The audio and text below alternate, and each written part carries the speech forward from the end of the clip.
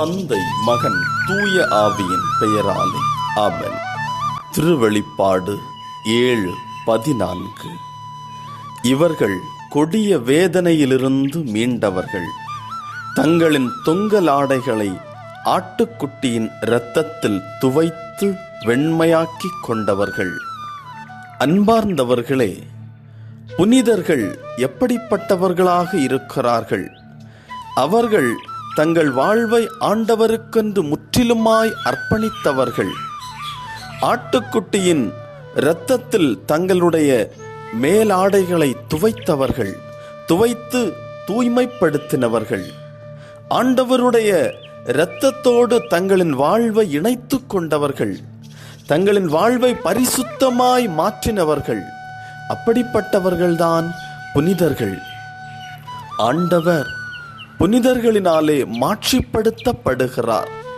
புனிதர்கள் ஆண்டவரை மாட்சிப்படுத்துகிறார்கள். இன்று நம் எல்லோரும் கூட நம்முடைய வாழ்வை ஆண்டவருடைய ஆட்டுக்குட்டியினுடைய இரத்தத்தில் துவைத்து தூய்மைப்படுத்த அழைக்கப்பட்டிருக்கிறோம். ஆண்டவர் நம்முடைய வாழ்வை ஆண்டவரோடு நெருக்கமாக வைத்துக்கொள்ள அழைக்கிறார்.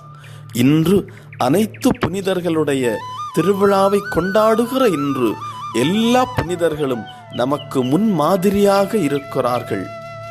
அவர்களின் வாழ்வு, அவர்களின் பரிசுத்தம், அவர்கள் தங்கள் வாழ்விலே ஏற்றுக்கொண்ட பாடுகள், வேதனைகள் அனைத்தையும் ஆண்டவருடைய பாடுகளோடு வேதனைகளோடு இணைத்து கொண்டவர்கள்.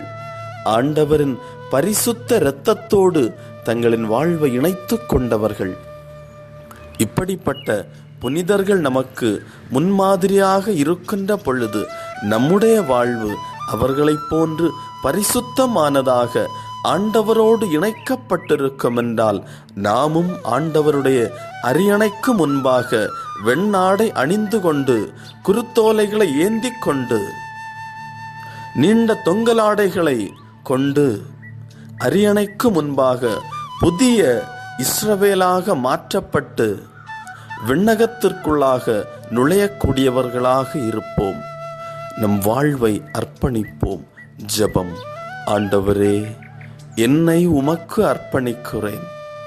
எனக்கு முன்மாதிரியாக பல புனிதர்களை கொடுத்திருக்கிறீர். என்னுடைய இதயத்துக்கு நெருக்கமான, எனக்கு பிடித்தமான புனிதர்கள் பலர் இருக்கிறார்கள். அவர்களின் வாழ்வு செயல்கள், அவர்களின் பழக்க வழக்கங்கள், அவர்களின் நம்பிக்கை என்னை தூண்டுகிறது. ஆண்டவரே, எனக்கு பிடித்தமான, உமக்கு நெருக்கமாக இருந்த அந்த நல்ல புனிதர்களின் வாழ்வை எனக்கு கொடுப்பீராக. அவர்களின் வாழ்வின் மாதிரியை எனக்கு கொடுத்திருக்கிறீர். நன்றி ஆண்டவரே. அவர்களைப் போன்று உமக்காக பரிசுத்தமாக வாழ என்னை தூண்டுவீராக, எனக்கு உதவி செய்வீராக. என் வாழ்வை உமக்கு அர்ப்பணிக்கிறேன். ஆமென்.